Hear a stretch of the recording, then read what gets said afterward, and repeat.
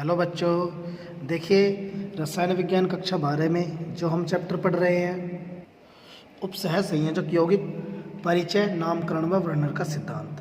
तो बच्चों देखिए, इस चैप्टर के हम 3 लेक्चर पहले मैं आपको प्रोवाइड कर चुका हूँ, जिसमें हमने उपसह यौगिक के बारे में जाना, उनका परिचय भी किया और उनका नामकरण भी किया। अब इसमें मैंने आपको कल ही बताया था, इसमें हमारा लास्ट टॉपिक बचा हुआ है वर्नर का सिद्धांत। वर्नर का सिद्धांत से कह सकते हैं थ्योरी ऑफ वर्नर। आइए चलते हैं वर्नर के सिद्धांत पर। देखिए बच्चों, वर्नर थ्योरी, वर्नर का सिद्धांत। देखिए, इनका पूरा नाम था अल्फ्रेड वर्नर। ठीक है, अल्फ्रेड वर्नर ने सर्वप्रथम 1893 में सहसंयोजक अथवा जटिल यौगिक के गुणों एवं संरचनाओं का विस्तृत अध्ययन किया। जो हमने कल जटिल यौगिक पढ़े थे, उनकी संरचनाओं के बारे में, उनके गुणों के बारे में सर्वप्रथम अध्ययन किसने किया था? अल्फ्रेड वर्नर ने। ठीक है, इसके आधार पर उन्होंने उपसंयोजक यौगिकों के गुणों संरचना की सिद्धांत की उत्पत्ति करने के लिए एक सिद्धांत दिया, जिसे वर्नर का उपसह संयोजक यौगिकों का सिद्धांत कहते हैं। और इसके लिए 1913 में नोबेल पुरस्कार से भी इनको सम्मानित किया गया। इन्हें जटिल यौगिकों के रसायन का जनक भी कहा जाता है।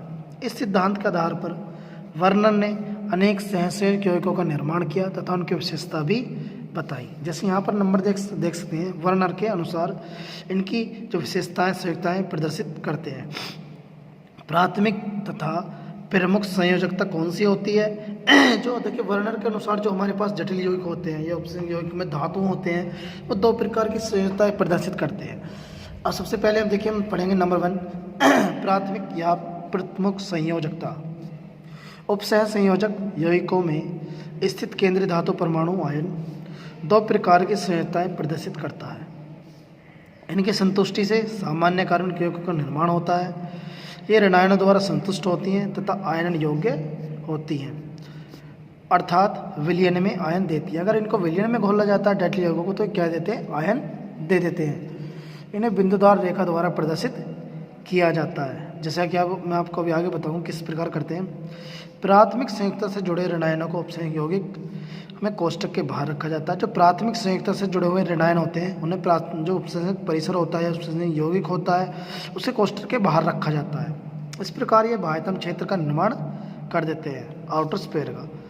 इनकी प्रकृति अधिशात्मक होती है, जिसके कारण ये उपसंयोजक यौगिकों की ज्यामिति के लिए तदाई नहीं होते। इनकी दिशा अधिशात्मक का मतलब है इनकी कोई भी दिशा नहीं होती है, जिसके कारण क्या होता है, ये उपसंयोजक यौगिकों के ज्यामिति के लिए तदाई नहीं रखते हैं। ठीक है, ये कह सकते हैं ये उपसंयोजक यौगिकों की जो संरचना होती है उस पर कोई भी निर्भर नहीं रहते हैं। द्वितीय संयोजकता कौन सी होती है? इसमें देखिए, प्रत्येक धातु की द्वितीय संयोजकता की संख्या निश्चित होती है। यह संयोजकता धातु की समन्वय संख्या होती है। जो द्वितीय संयोजकता होती है वो उपसंयोजक परिसर की कैसी होती है, या हम कह सकते हैं जो हमारे पास धातु होता है उसकी द्वितीय संयोजकता कैसी होती है? निश्चित होती है, और वही उसकी समन्वय संख्या भी कहलाती है। इनकी संतुष्टि से यौगिक के संकुलन भाग का निर्माण होता है। उदाहरण COCl3 में CO की प्राथमिक संयोजकता देखिए Cl- है, लेकिन जब यह यौगिक अमोनिया से अभिक्रिया करता है, जब यह यौगिक अमोनिया से क्रिया करता है, तो ये 6 अमोनिया अणु कोबाल्ट की द्वितीयक संरचनाओं से बनकर CONH3 का होल 3 का 6, CaONH3 का होल 6 और 3+ आयन का निर्माण करता है। देखिए, ये ऋणायनों तथा उदासीन अणुओं द्वारा संतुष्ट होती हैं। ये किसके द्वारा संतुष्ट होती हैं? जो प्राथमिक बताई थी वो बताई थी ऋणायनों द्वारा। किसके द्वारा? ऋणायनों द्वारा। और ये ऋणायनों उदासीन द्वारा, दोनों द्वारा संतुष्ट होती हैं।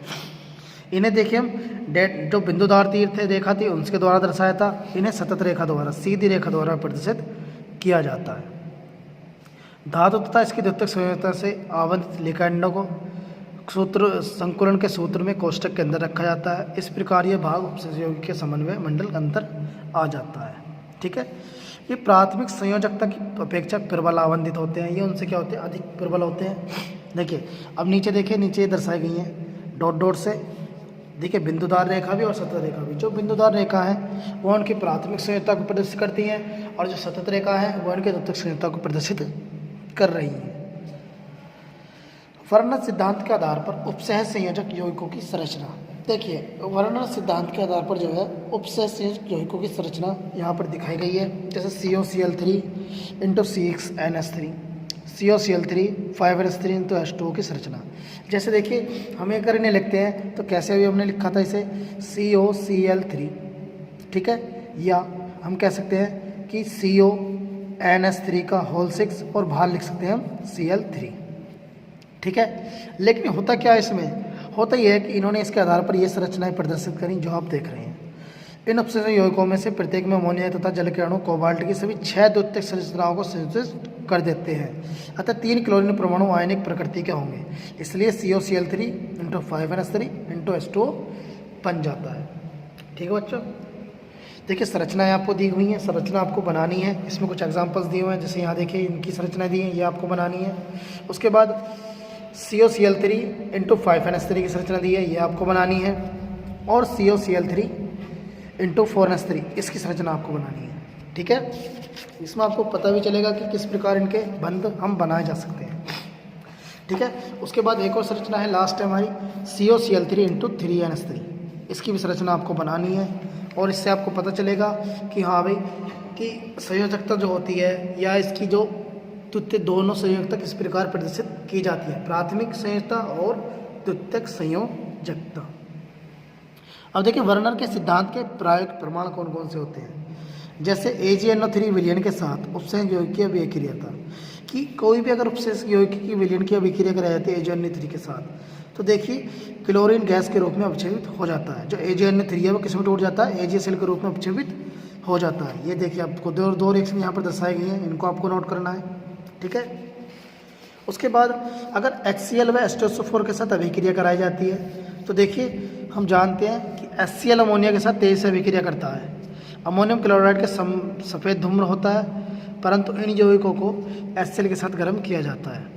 तो 110 डिग्री से ताप पर भी इनमें अमोनिया तथा जल के अणु नहीं निकल पाते, जो इन अणुओं के कोबाल्ट परमाणु के साथ दूरतापूर्वक बंधे होने का सुझाव देते हैं। संकुलों को यह आचरण वर्नर की यही धारणाओं को प्रबल बल प्रदान करता है। देखिए अब बात करते हैं वर्नर के सिद्धांत का महत्व, कि इस सिद्धांत का महत्व क्या है, या इस सिद्धांत को क्यों दिया गया, किस प्रकार इसका हमें उपलब्धता प्राप्त हुई, या किस प्रकार हमें इसकी ज़रूरत थी, जो हमें इसके वर्नर ने इस सिद्धांत को हमें तक पहुंचाया। वर्नर के सिद्धांत ने पूर्व जो यौगिक जटिल प्रतीत होते हैं वे अब आसानी से समझ में आने लगे। वर्नर के सिद्धांत से क्या प्रभाव पड़ा कि जो हमारे पास जटिल यौगिक थे अब वो हमें आसानी से समझ में आने लगे। इस सिद्धांत द्वारा अपसंयोजक यौगिकों के रासायनिक आचरण की व्याख्या के अतिरिक्त इनके अन्य पहलुओं को भी भली प्रकार से समझाया जा सका और त्रिमेय रसायन की व्याख्या भी की जा सकी। इन सूत्र के आधार पर समावयवों की संख्या का अनुमान भी लगाया जा सकता है। देखिए वर्नर के सिद्धांत का महत्व कितना अच्छा था कि जो हमारे पास जटिल यौगिक उपस्थित थे उन्हें आसानी से समझा जा सकता था और इस सिद्धांत के अनुसार अपसंयोजक यौगिकों का आचरण की व्याख्या भी की जा सकती थी और पहले से भी आसान बन जाती थी। यहाँ पर देखिए कुछ दर्शाए गए हैं।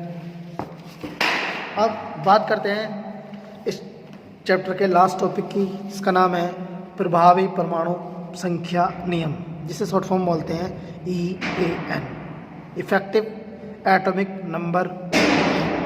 उपसह संयोजक यौगिकों के निर्माण को इलेक्ट्रॉनों की भाषा में समझाने के लिए सर्वप्रथम एक सफल प्रयास सिजविक ने 1923 में किया। उपसंयोजक यौगिकों का निर्माण होता है उसमें इलेक्ट्रॉनों की भाषा में समझाने के लिए, उसे समझाने के लिए सर्वप्रथम प्रयास किसने किया, सिजविक ने 1923 में।